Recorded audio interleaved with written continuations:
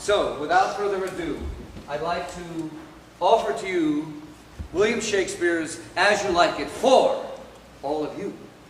All the world is a stage!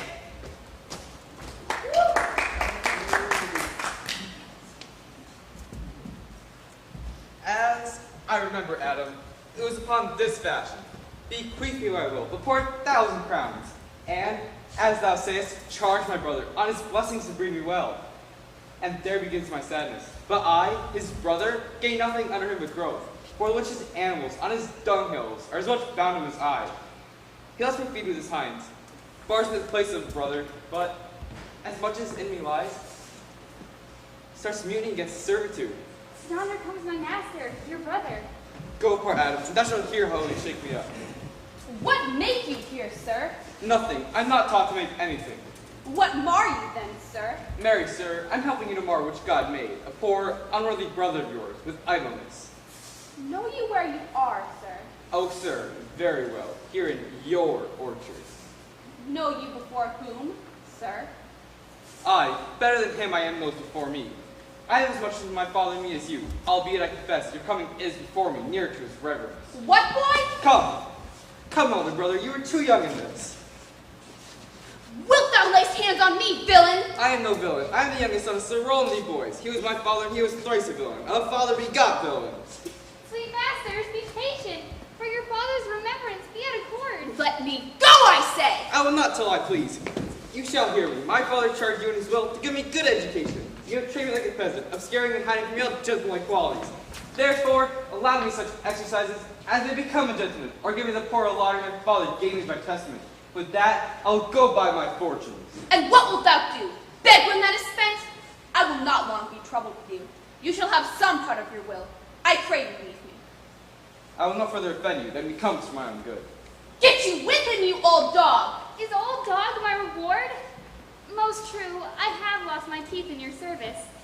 God be with my old master. He would not have spoke such a word. Is it even so? Begin you to grow upon me. I will visit your rankness, and yet give no 1,000 crowns neither. Hola, Charles. Good morning, your worship. Good Monsieur Charles, what's the new news in the new court? There's no news of the old court, sir, except the old news, and that is the old duke is banished by his younger brother, the new duke, and 3 or 4 loving lords have put themselves into voluntary exile with him. Can you tell me if Rosaline, the duke's daughter, be banished with her father? Oh no, for the duke's daughter, her cousin, so loves her, being ever from their cradles bred together, that she would have followed her exile, or have died to stay behind her. She is at the court, and never two ladies loved as they do. Where will the old duke live? Well, they say he's already in the forest of Arden, and many a merry men with him. And there they live, like old Robin Hood of England. Merry men of England. You wrestle before the new duke tomorrow? Marry do I, sir, and I came to acquaint you with the matter. I am given, sir, secretly to understand that your younger brother Orlando hath a disposition to come in disguised against me to try a fall.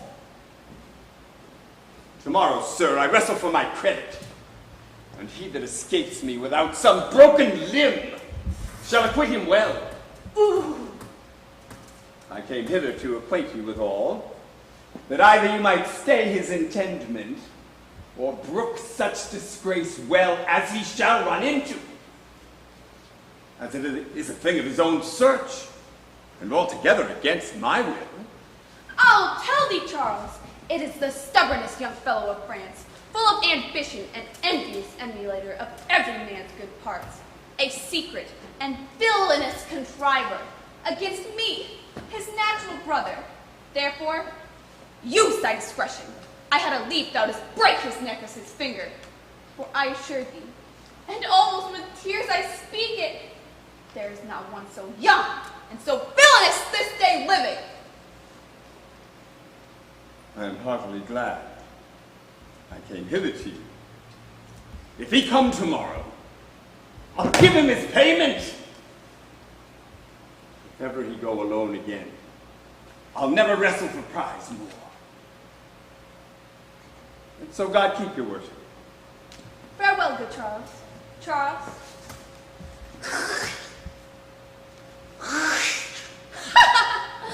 Now, will I stir this gamester? I hope I shall see an end of him for my soul. For I know not why hates nothing more than he. This wrestler shall clear all. Nothing remains but that kindled the boy thither, which now I'll go about. I pray thee, Rosaline, sweet, my coz, be married. Dear Celia, I show more mirth than I am mistress of. And would you yet I were merrier? Unless you could teach me to forget a banished father, you must not learn me how to remember any extraordinary pleasure. Herein, I see, thou lovest me not with the full weight that I love thee. If my uncle, thy banished father, had banished thy uncle, the Duke my father, so thou hast been still with me, I could have taught my love to take thy father for mine. Well, I will forget the condition of my estate to rejoice in yours. Well, you know my father hath no child but I, nor none is like to have. And truly, when he dies, thou shalt be his heir. For what he hath taken away from thy father perforce, I will render thee again in affection. Therefore, my sweet Rose, my dear Rose, be married. From henceforth I will, coz, and devise sports. Let me see. What think you of falling in love? Marry, I prithee do, to make sport withal, but love no man in good earnest, nor no further in sport neither, than with safety of a pure blush, thou mayest in honor come off again. What shall be our sport then? Let us mock the good housewife's fortune from her wheel, that her gifts may henceforth be bestowed equally.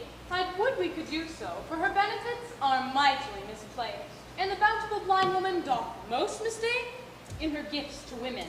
'Tis true, for those that she makes fair, she scarce makes honest, and those that she makes honest, she makes very ill-favoredly. Nay, now thou goest from Fortune's office to Nature's. Fortune reigns in the gifts of the world, not in the lineaments of nature. No, when nature hath made a fair creature, may she not by fortune fall into the fire? Though nature hath given us wit to clouded fortune, hath not fortune sent in this fool to cut off the argument? Mistress, you must come away to your father. Were you made the messenger? No, by my honor. But I was bidden to come for you. Where learned you that oath, fool? Of a certain knight that swore by his honor that they were good pancakes, and swore by his honor that the mustard was not. Now I'll stand to it. The pancakes were not, and the mustard was good, and yet was not the knight forsworn. How prove you that in the great heap of your knowledge? I marry. Now unmuzzle your wisdom. Stand you bold forth now. Stroke your chins and swear by your beards that I am knave. By our beards, if we had them, thou art. By my knavery, if I had it, then I were.